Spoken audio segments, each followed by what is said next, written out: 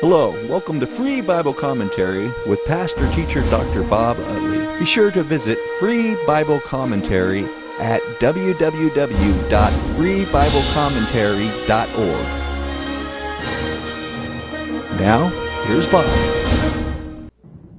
Daniel 2 is a pivotal chapter in the understanding of the book of Daniel because chapters 7, 8, 10, 11, and 12 are all detailed information concerning specific aspects of Nebuchadnezzar's dream. And so therefore it's very fundamental to the understanding of the book. Now, I'm going to be going verse by verse, and I may have to skip some verses tonight. So I hope you've read this chapter before you came tonight. If not, take the notes on exactly the things I mentioned, and then when you go home tonight, read this second chapter in fullness and try to go back over your notes, okay? Now, in the second year of the reign of Nebuchadnezzar, Nebuchadnezzar had dreams, and his spirit was troubled, and his sleep left him. Now, the same problem we had in the third year in chapter 1:1 is the same problem we have in the second chapter in the second year.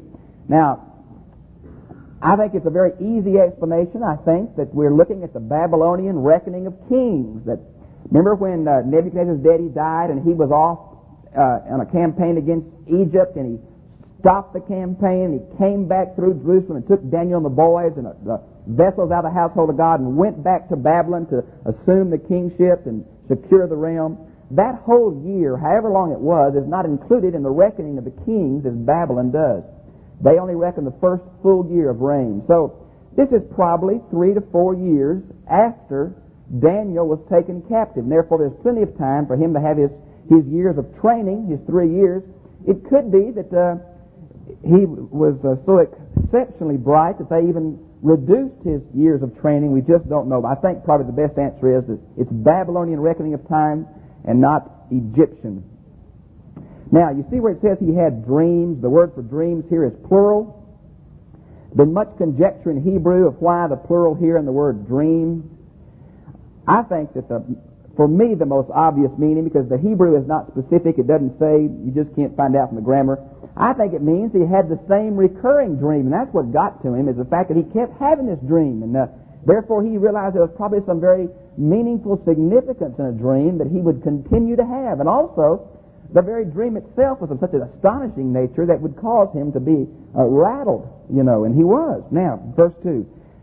And the king gave orders to call. Listen who he called. He called magicians and conjurers and sorcerers and the Chaldeans. Now, there's another couple of terms that are thrown in here later, like astrologers and dividers. And it's hard for us today to say what each group meant or what each group did or exactly what their function was, but just to say they were the wise men of the realm. They were the ones who looked at sheep's livers and watched the stars and watched birds fly and knew the sacred writings of the Sumerians and all that. So they were in our day, they'd be the clergy. Okay? Called the preachers and said, "What's up, fellas?" And as usual, they didn't know what was up. They hadn't been praying lately, didn't know. The word conjurers there in verse 2 is the same kind of word that we get the word magi from. Of course, magi are the ones that came at the birth of Christ from Persia, aren't they? I want you to see the CF in your thing. It says Deuteronomy 18, 9 through 11.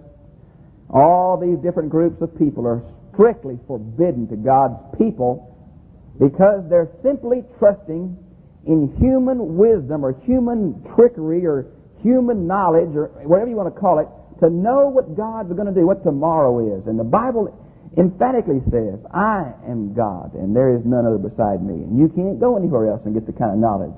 And therefore, some people have a real problem that Daniel is one of these. But I think Daniel's probably included in the last term called the Chaldeans. And this is a term that seems to imply not only the priesthood of that religion, which included gods like Sin and Nebo and Marduk and all those, but probably also the political leaders, because they wouldn't build a building or start a road or start a war without consulting these birds and sheep livers and stars. So the term kind of came to mean both those. I think Daniel was probably in the political realm more than this. Now, beginning at chapter 2, verse 4, and going through chapter 7, verse 20, the Hebrew text changes to Aramaic. without any explanation, without any switch. It just changes languages. It's like me preaching along in English, and suddenly I start speaking in Spanish, and I speak for Spanish for 15 minutes, and then I close in English. And you never heard, you say, wow. Well, that's the way this text is.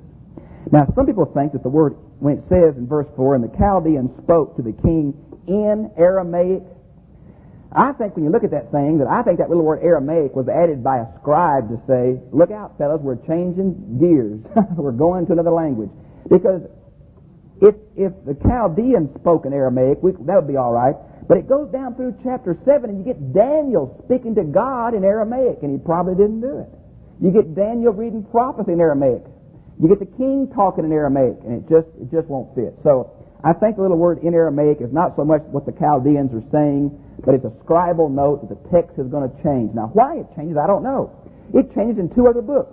There is some Aramaic in the book of Ezra. There's a whole chapter of Aramaic in the book of Ezekiel, and it's just right in the middle of the book. And why? No one knows. I just don't know. I don't have any idea, no earthly idea of why.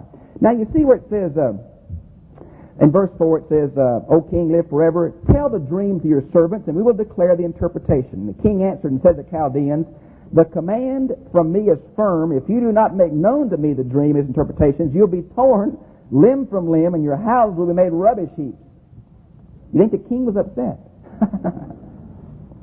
Do you think now, King James Version, if you look on your chart, under word and phrase study on number 5, I've listed in what King James has. It has, the thing is gone from me. What they've done is, instead of going with the Hebrew word for this, they've used the Aramaic root because it switches to Aramaic, and they get the word, the thing has gone from me, which they interpret being the dream has left me, and I can't tell you the dream so you can interpret it, but I don't think that's what it is at all. I think what he's saying is, I don't trust you guys. You've been making some great claims about yourself, how much you know wisdom and how much God leads you and all this. Now, I want you to tell me the dream, so I'll make sure you know the interpretation, because it's real easy for somebody to tell you a dream and me to tell you the right interpretation. You can make up any interpretation. So he says, you tell me the dream, and then I'll know your interpretation is right. Well, these guys really started squirming. They really did. Now, when it says, the thing has gone from me, my translation has, the command from me is firm, and that's much better according to the original language. What he's saying is, I've said to myself, I've made a decree as the king of this land, if you don't tell me, I'm going to rip you apart in your house and your kids and your all on our own. He said, it's a sure thing if you don't tell me that's going to happen to you. Now, that's what it's talking about. He says, I've made up my mind that if you don't tell me, it's going to be trouble. Now, the idea, does King James have the word dung heap at the last of verse 5? Huh? Okay. Now, where that came from, that is not the Hebrew word there. The Aramaic word. The Aramaic word is rubbish heap. But these people had an unusual way of dealing with criminals. And this is not unusual for someone to be hacked to pieces. Remember when Samuel hacked Agag to pieces before the Lord? Wow. That's tough stuff. Well, that was kind of a capital punishment for criminals. They would just get hacked to pieces, and their houses would be torn down. And for these people in Babylon to show how much they hated criminals and that kind of thing, they would use the ruins of that house for an outhouse. And that's where King James picks up on dunghill, right there. And that's part of verse 5. But the king said, I'm just going to tear it down. And so it's not unusual. This is not something he just thought off the top of his head. It was what happened culturally. Now, they go on to say, wow, we just can't do this. Give us a little time. And king says, no, you're just bargaining for time, and there's no time left. Verse 10, I want you to pick up the alibis. You see the alibis coming? And I have a question here somewhere about those alibis. Yeah, discussion question 2. What alibis did the wise men use in verses 10 and 11? What was the king's reaction in verse 12? So read that, see if you can fill that in real quick. There's 3 alibis on the wise men's parts and 2 reactions on the king's part. So read verse 10 through 12 and see if you can find them.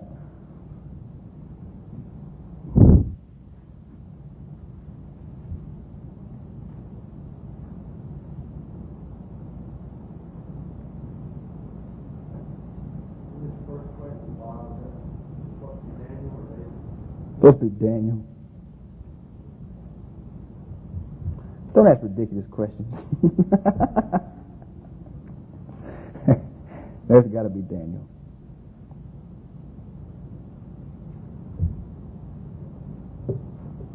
You catch him? Number 1 in verse 10. There's not a man on the earth can tell you this, Nebuchadnezzar. They're kind of backing down maybe from some of their prideful statements, aren't they? Number 2. No great king or ruler has ever asked anything like this before. It's kind of saying, we've never done it this way before, Nebuchadnezzar. This isn't according to Hoyle. This isn't right. And number 3, what do they say? No one else who could declare it to the king except God. You see what they're saying? No man can do it. Never been asked for before. Only God can do it. Now what does the king say? Yeah! Boy, you talk about blowing up. The word here means he got hot. Red, face turns red. He just boils over almost. Now this is a real fair king. He says, all right, if you can't do it, I'm going to kill every one of you. It's kind of a general blanket statement. I don't care if you're there or not. Every wise man in all Babylon is going to die. I don't care if you're an astrologer, a divinator, a soothsayer, a conjurer, a Chaldean. We're going to have a mass execution. You're going to be there. I think Nebuchadnezzar wanted the interpretation of this dream. Number 1, he flew off the handle. Number 2, he issued an edict that covered many innocent people, didn't he? You know, despots are kind of like that sometimes. You know, it's real true, that little phrase that power corrupts and total power corrupts. What's that little phrase go? Yeah. Yeah. I knew it was something like that, Maureen. I just couldn't remember. But that's true. Look what happened this time. Do you know Nebuchadnezzar is mentioned more in the Bible, that God deals with him more than any other pagan king, even Cyrus? Well, anyway, we come on down, and the king just really throws a fit. And then in verse 13, the decree went forth that the wise men should be slain. Now, I think that the decree went forth, instead of saying they just started hacking up wise men, that they're going to get them together for one big execution. That's why Daniel has time to talk to this captain of the bodyguard. It wasn't just like they killed the ones in the palace and they start going out and killing all the rest of them, but apparently they were getting them together for a mass execution. That's why Daniel had some time. Now, you see where it says in verse 14, the bodyguard, Arioch. This is a very strange word, bodyguard. It came to mean bodyguard, and how, we don't know. The original meaning of this word, if you go back, is the killer of animals, the slayer of animals.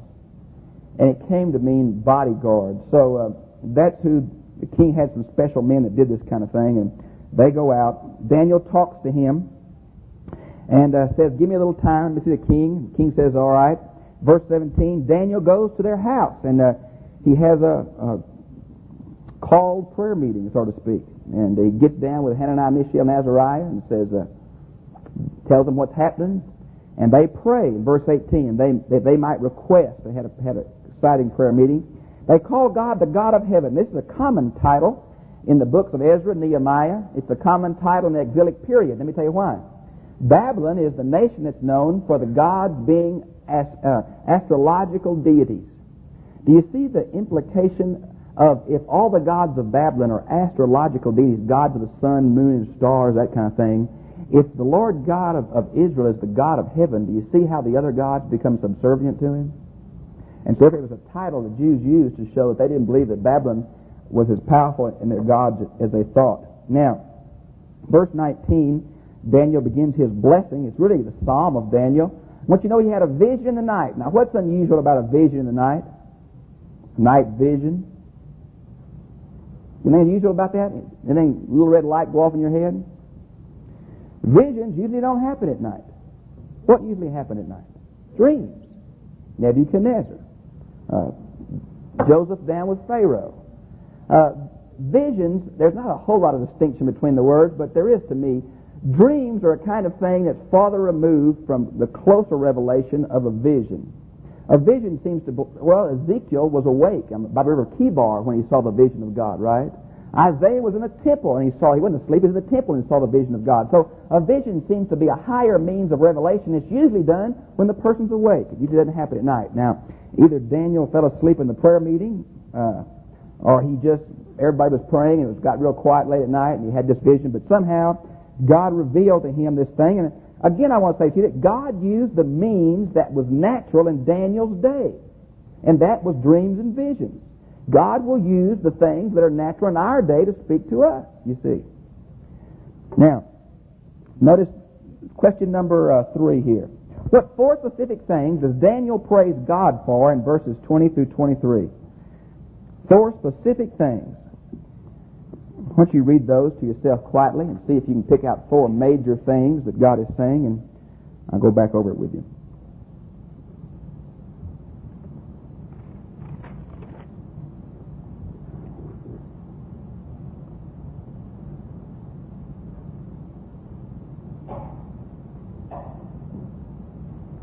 Phrase, the name of the Lord, means, what does it mean?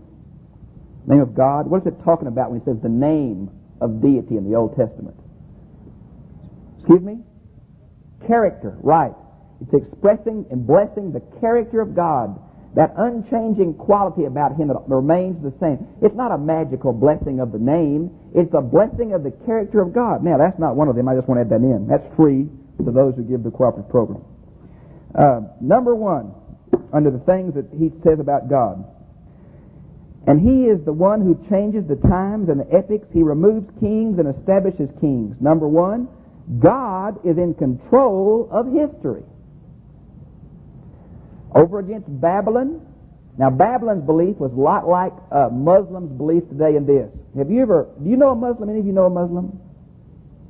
Whatever happens to a Muslim, he'll say, Allah be praised. Now, whatever happens, he'll say that.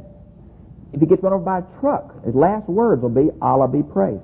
He believes that God has determined his life, that his life is mapped out by the will of God so minutely that everything that happens to him is directly God's will, period. Well, that's Babylonian astrological worship. That's the same thing as horoscopes, folks.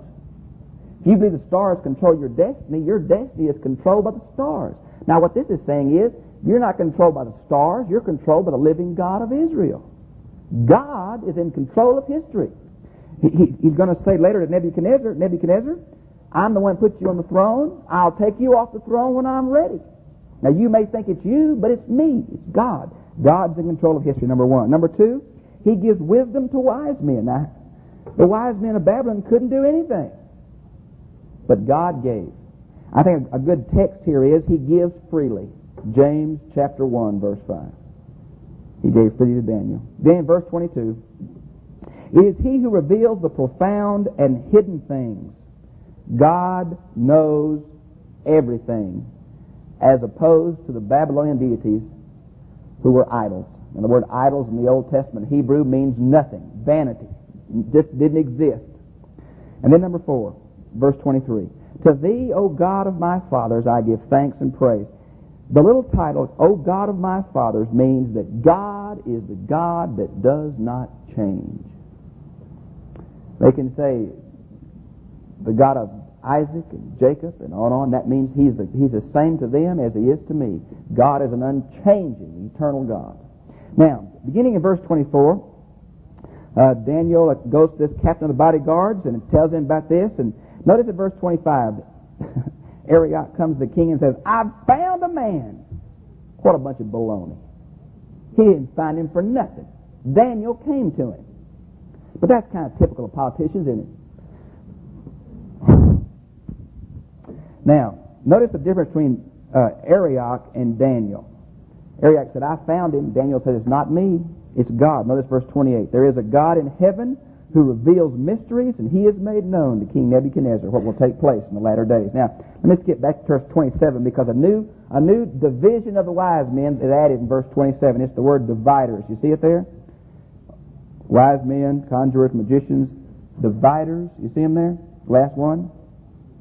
The word dividers refers not to liver dividers, but to the dividers of the heavens, that segment the heavens off into the different, sections. And these guys today well, they're not really astrologers in a sense. Babylon did a whole lot in the realm of astrology. Which word am I want to use?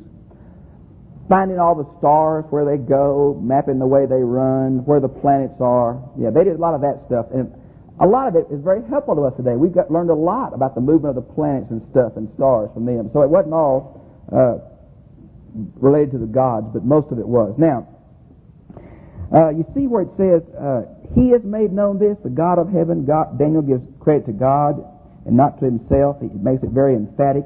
And now notice, I have two questions I want to talk to you about. Number one, why did God make known this thing that was going to happen in the latter days to Nebuchadnezzar? And number two, what specifically does the term latter days refer to?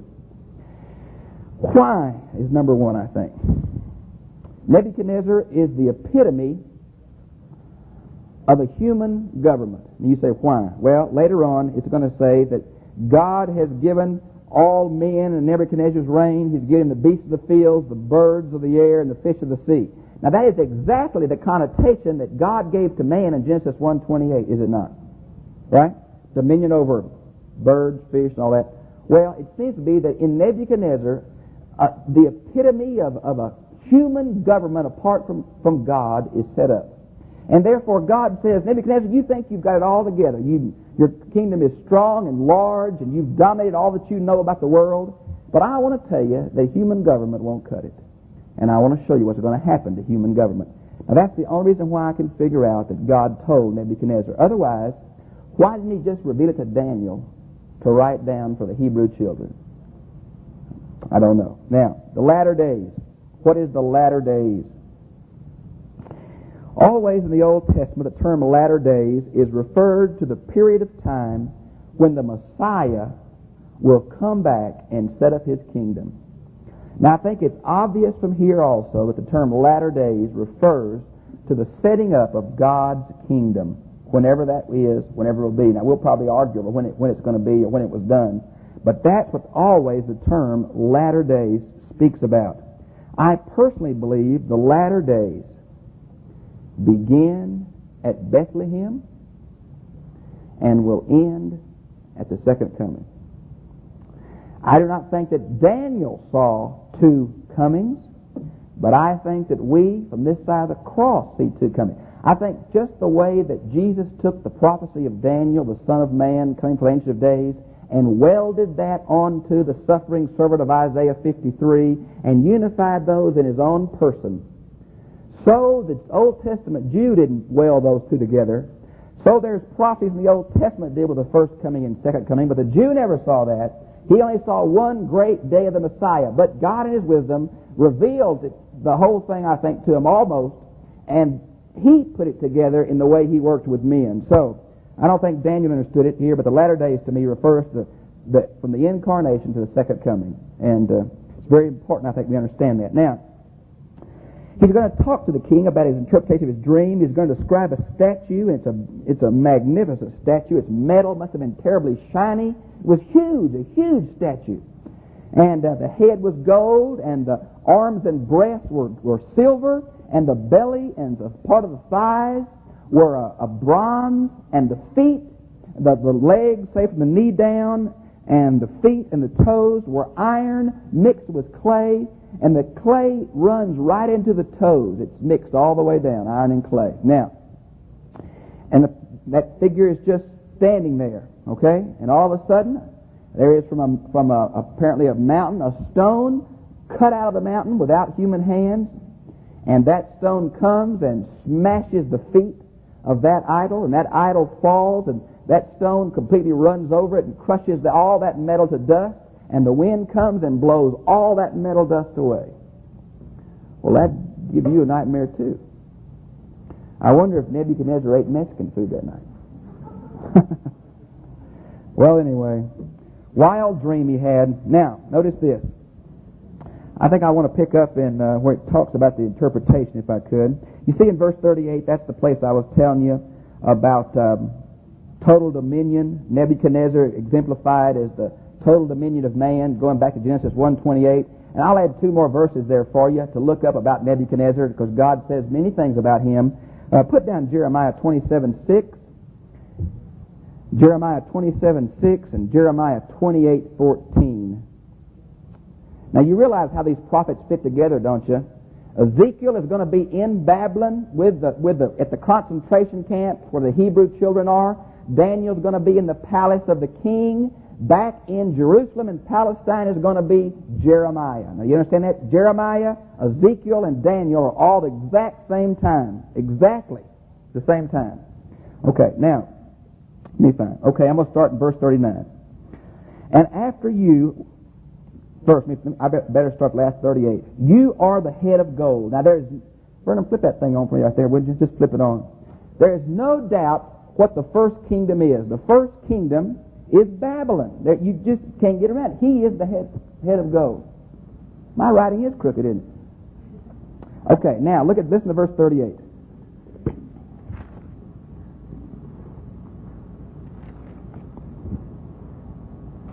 Excuse me, 39.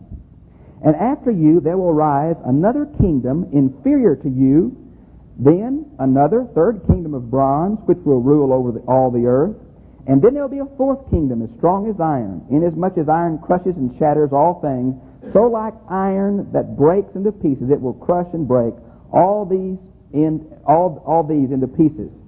And in that you saw the feet and the toes, partly of potter's clay and partly of iron.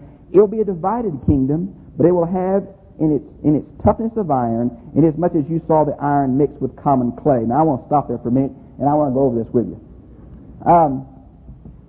You got four kingdoms, and let's talk real specifically about what we do know before we get in conjecture. We do know that these four different things of metal represent four different successive kingdoms, right? Now the word four and the word successive are very important to me. Four is all that's mentioned: the head of gold, the silver, the bronze, and the iron mixed with clay. Now it's not five kingdoms, iron and then clay, but it's the iron mixed with clay in the fourth kingdom.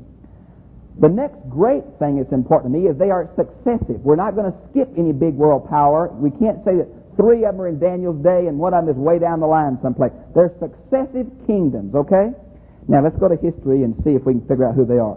If Babylon is the first, who would be the second one who would be inferior? Now, some people say that Media is the second kingdom because it's inferior in size. But if you know history, Media never was a world empire. Media was only helpful to Cyrus in overthrowing Babylon when Cyrus set up the Medo-Persian Empire. Media was never a world power. It was never important. It was never influential. And the only reason that number one is said to be this is two basic reasons. One, they say that Medo-Persia was bigger physically than Babylon, therefore it can't be inferior to it. Now that's just looking at size. Babylon lasted 2,000 years. Medo-Persia lasted 200. I think it was inferior morally. I think it was inferior intellectually. Now it was bigger, but it was divided. It wasn't the unity that Babylon was. The other reason is they say that the fourth kingdom has got to be Greece because predictive prophecy is not really a part of the Bible. And since this book is supposedly written in 165 B.C., according to them, during the Maccabean revolt, and since Antiochus Epiphanes is the ruler called that ruler that comes before God, it comes before his throne and offers a sacrifice of abomination on the altar. Well, that's obviously Antiochus Epiphanes, and therefore it's got to be Greece.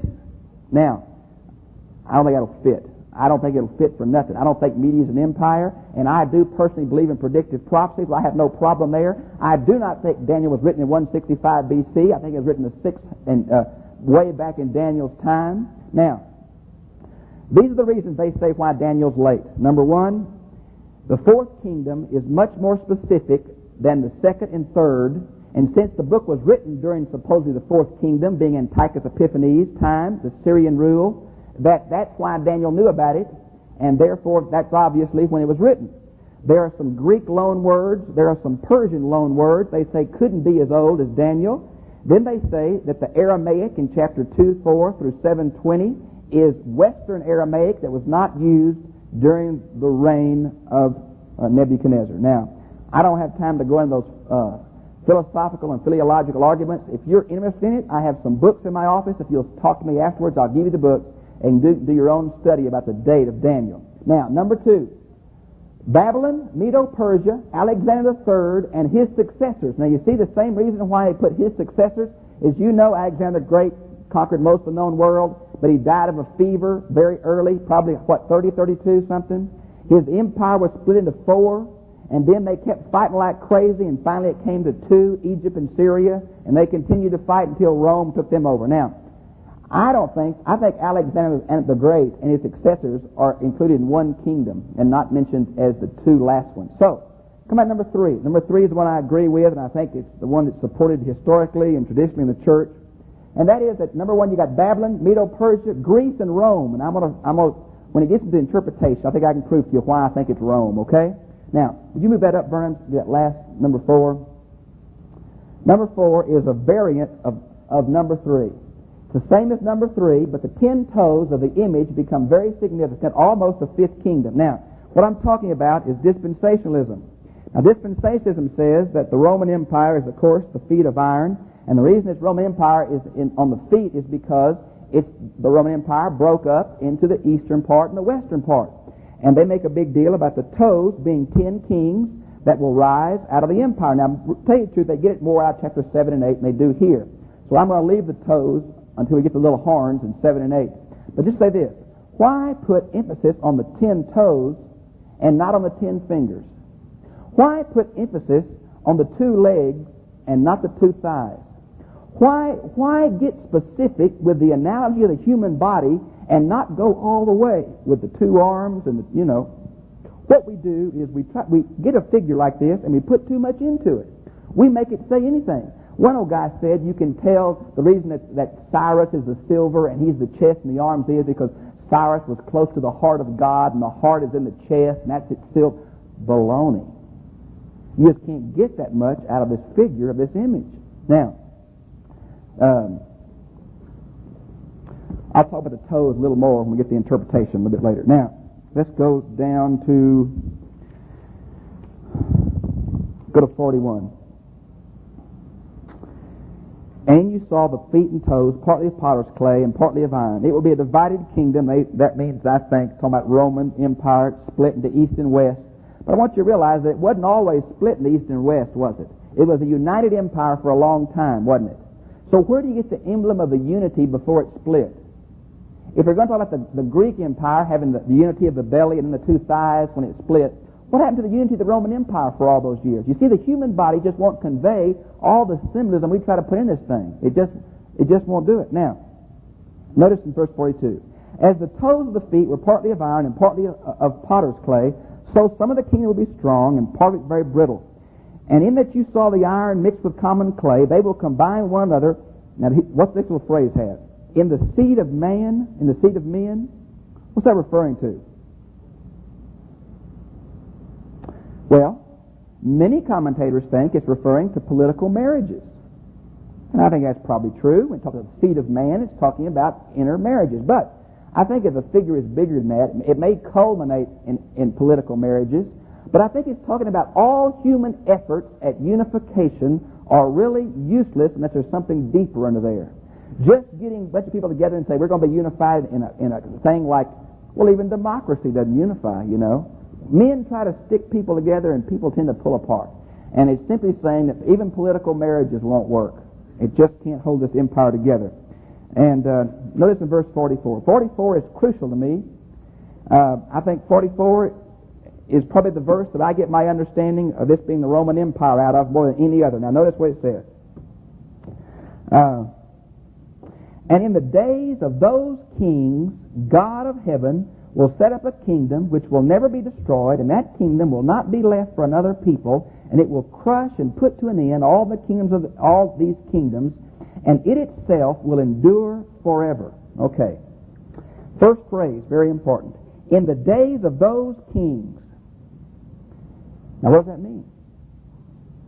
In the days of those kings obviously means to me that the day of the fulfillment of this prophecy is in the life of one of these kingdoms. Now you see what I'm doing? I'm saying somehow this prophecy of the stone cut out of the mountain without hands was fulfilled during the Roman Empire. You see what I'm talking about? You see what I'm going to come to? I think that Luke chapter 1 verses 31 and 33 is very informative to me here. Let me read that. Luke 1, 31 through 33.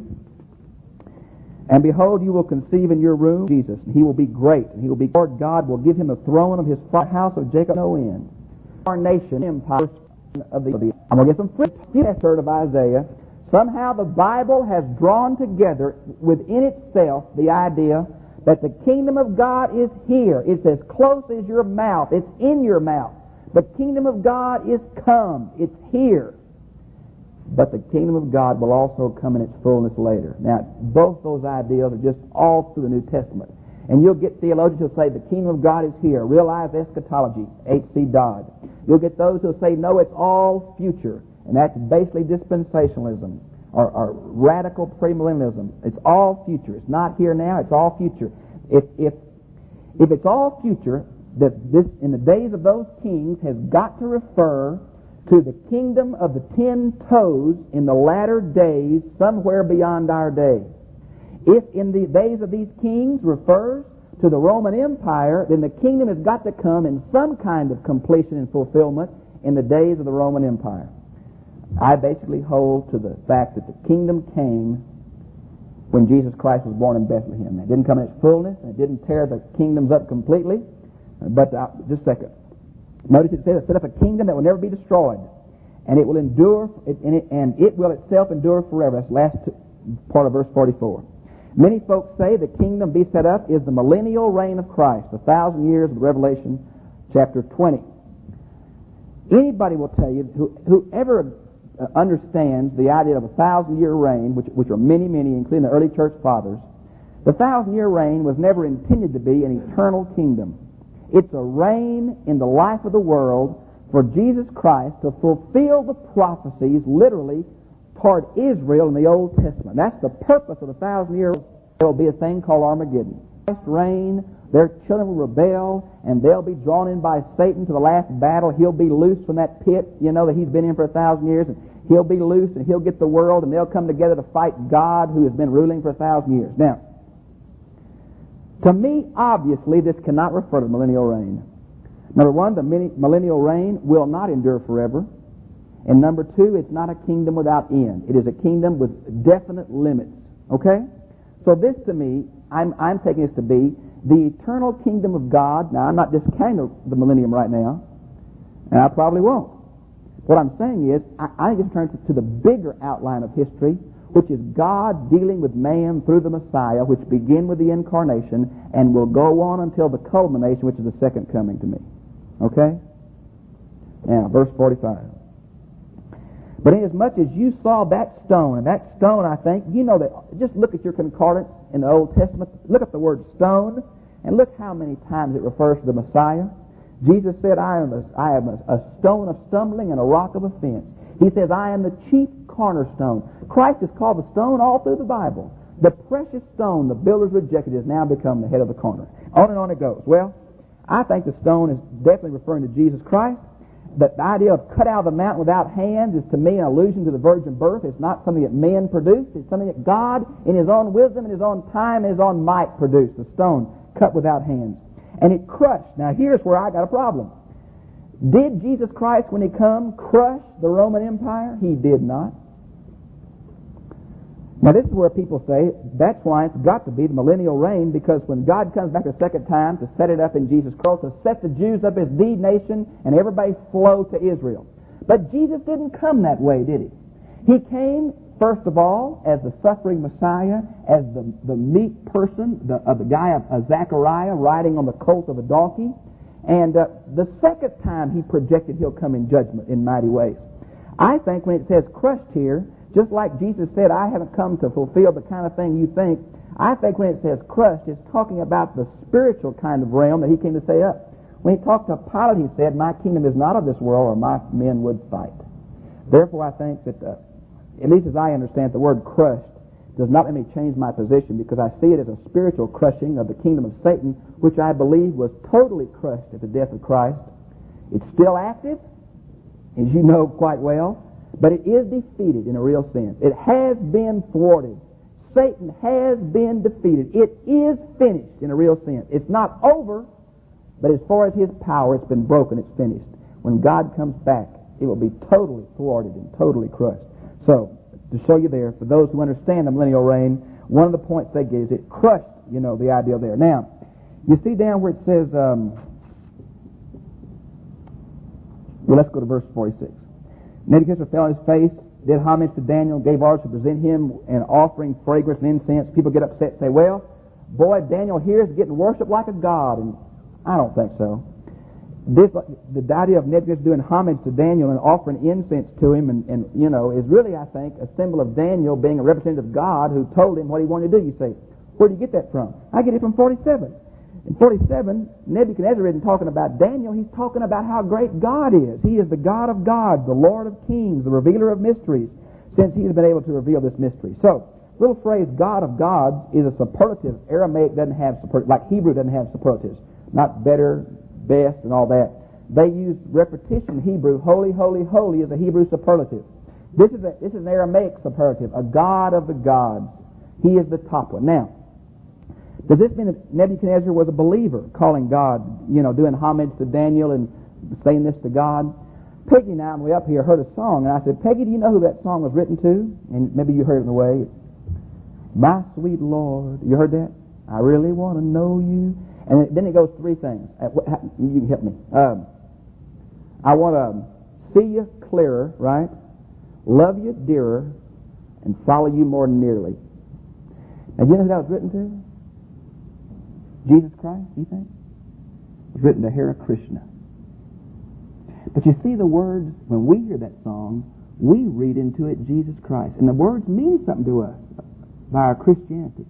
But the guy who wrote it was writing to a Buddha god, Hare Krishna. Now the same thing I think is here with Daniel. Daniel's saying, boy, he's God of gods and Lord of lords and King of kings, but he still believed in Nebo and Sin and Marduk. He just put this God in the pantheon. You see what I'm saying?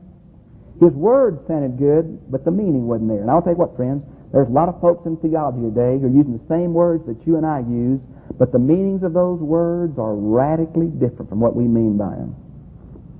Radically different. When you read something that sounds great, you better make sure that guy is saying the same thing that you think he's saying when he uses the words that we often use in Christianity. Now, I think I'll stop here. It's 8 o'clock. Can't believe I got through.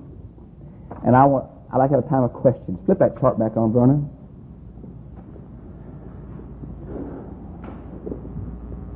Let's talk about these kingdoms for a minute.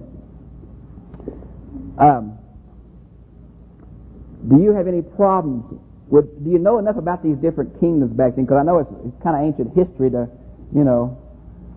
talk about Nabonidus, and folks say, what kind of razor is that? Do you have any questions, comments, and please be free with me, concerning chapter 2 of Daniel?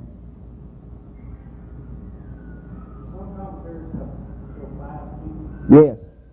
They don't really show 5 kingdoms, but they would say that what's going to happen is there'll be a reunified Roman Empire under a confederation of 10 European countries, and that is what's linked up in the New Testament with the Antichrist and the man of sin and the world government.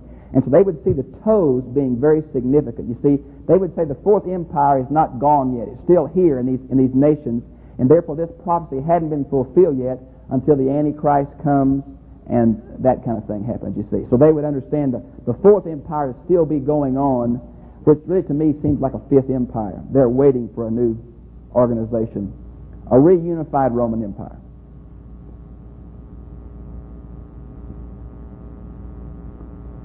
Are y'all reading? Yes. What's that? Reunified Roman Empire? Okay. Well, more significantly and more detail will be in chapters 7 and 8, where the beast with the 10 horns, and of course the little horn that comes out and replaces 3. And so we'll get into a closer detailed description of that reunification theory in chapters 7 and 8. Sure will. Yes, Greta. Number 3 there, the one that Yes. Now, the kingdom of Rome, now, is that the kingdom that Christ was on, right at that Rome? Be all the Caesars. Yeah, when it says over all the world, you know that's not over all the world, but it's that crescent, triangle kind of thing there in the Near East. Yeah, right. It'd be a Caesars, that kind of thing. Sure it would. There's an elaborate deal, like Gold speaks of political unity, and silver speaks of commercial, and bronze speaks of war. And people make a lot out of that. But I think, again, it's kind of like the parable of the New Testament. If you push all the details, you can make it say anything, you know. So I think it's the symbol of the different metals is just a way of talking about the different kingdoms, and the fact that those metals are, you know, any kind of metal is not as strong as a rock, although a rock is like a metal, you know that. The rock that's carved out of the mountain is simply an amalgamated kind of the same thing that metal is, but the rock is much stronger than metal, you know, as far as consistency. Now, of course, that's not true if you start mixing them and getting alloys and cooking them certain ways, but just in nature. Gold is though very precious, is very pliable. You can't have a solid gold ring or a solid silver ring. And bronze is very pliable, so I don't think there's a whole lot there. Of course, like I'm saying, many people find something in every little detail of